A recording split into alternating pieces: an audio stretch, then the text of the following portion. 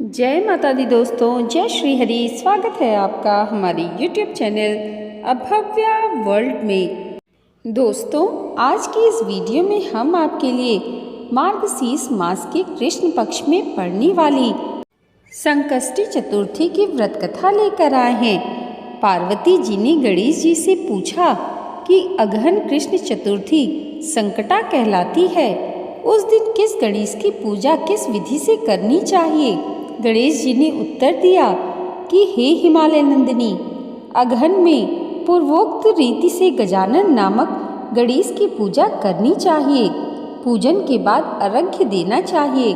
दिन भर व्रत रहकर पूजन के बाद ब्राह्मण को भोजन कराकर जौ, तिल, चावल, चीनी और घृत का साकला बनाकर हवन करना चाहिए, तो वह अपने शत्रु को वशीभूत कर सकता है।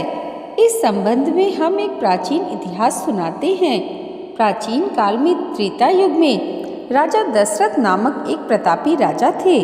वे राजा आखेट प्रिय थे। एक बार अनजाने में ही उन्होंने एक श्रवण कुमार नामक ब्राह्मण का आखेट में वध कर दिया। उस ब्राह्मण के अंधे माता पिता ने राजा को श्राप दिया कि जिस प्रकार हम लोग पुत्र शोक में मर रहे हैं, उसी भांति तुम्हारा भी पुत्र शोक में मरण होगा। इससे राजा को बहुत चिंता हुई। उन्होंने पुत्रेष्टि यज्ञ कराया। फलस्वरूप जगदीश्वर ने राम रूप में अवतार लिया। भगवती लक्ष्मी जानकी के रूप में अवतरित हुई। पिता की आज्ञा पाकर भगवान राम सीता और लक्ष्मण सहित वन को गए, जहां उन्होंने खरदूषण आदि अनेक राक्षस व राक्षसियों का वध किया। इससे क्रोधित होकर रावण ने सीता जी का अपहरण कर लिया। सीता जी की खोज में भगवान राम ने पंचवटी का त्याग कर दिया और ऋषिमुख पर्वत पर पहुंचकर सुग्रीव के साथ मैत्री की। तत्पश्चात सीता जी की खोज में हनुमान आदि वानर तत्पर हुए। ढूंढते ढूंढते वानरों ने गिद्धराज संपाति को देखा।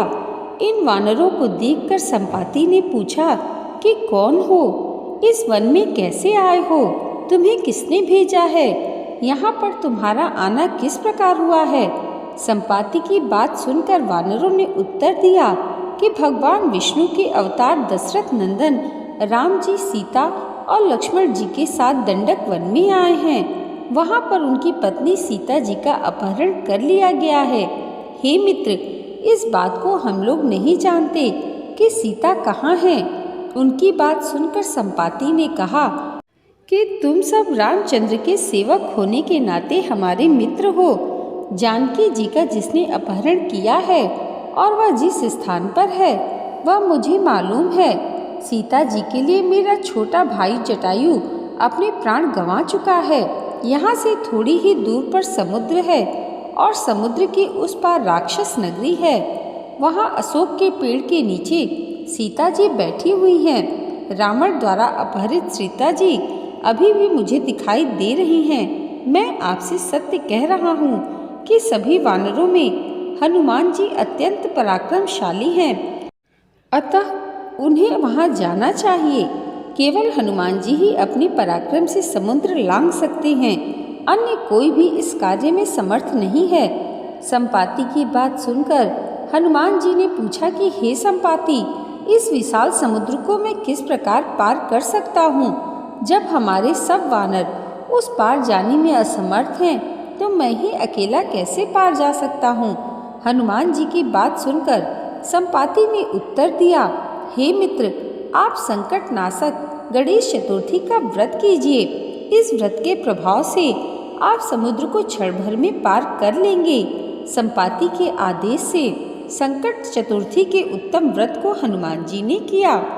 हे देवी, इसके प्रभाव से हनुमान जी क्षण भर में समुद्र को लांघ गए। इस लोक में इसके समान सुखदायक कोई दूसरा व्रत नहीं है। श्री कृष्ण जी कहते हैं कि महाराज युधिष्ठिर, आप भी इस व्रत को कीजिए। इस व्रत के प्रभाव से आप क्षण भर में अपने शत्रुओं को जीतकर संपूर्ण राज्य के अधिकारी बनेंगे। भगवान कृष्ण का वचन सुनकर युधिष्ठिर ने गणेश चतुर्थी का व्रत किया। इस व्रत के प्रभाव से वे अपने शत्रुओं को जीतकर राज्य के अधिकारी बन गए। बोलिए गणेश भगवान की जय। दोस्तों, गणेश संकष्टी चतुर्थी की यह व्रत कथा अगर आपको अच्छी लगी हो तो कमेंट बॉक्स में जय गणपति भगवान जरूर लिखिएगा और इसे लाइक और हमारे चैनल पर पहली बार आए हैं तो सब्सक्राइब करना मत भूलिएगा। भगवान गणेश की कृपा आप सबके जीवन पर सदैव ऐसे ही बनी रहे, इसी मंगल कामना के साथ मिलते हैं अगली वीडियो में। तब तक के लिए जय माता दी, जय श्री हरि।